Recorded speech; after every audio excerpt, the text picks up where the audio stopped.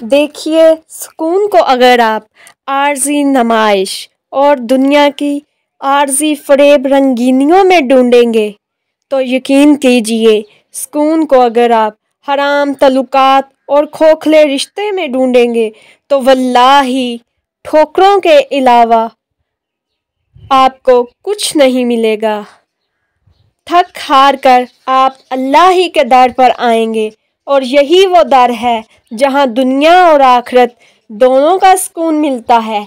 इसीलिए अल्लाह ताला के बताए हुए रास्ते यानी नबी करीम सल्लल्लाहु अलैहि वसल्लम की सुन्नत और उनकी अहादीस पर अमल कीजिए और उन्हीं रास्तों को अपनाइए। जब आप गलत रास्तों पे जाएंगे तो अपना सुकून खो देंगे। इसीलिए सुकून तो सिर्फ अल्लाह ताला के ज़िक्र में है। ज़िक्र व अस्कार को अपनी ज़िंदगी में शामिल कीजिए। जज़ाकल्लाह खैर।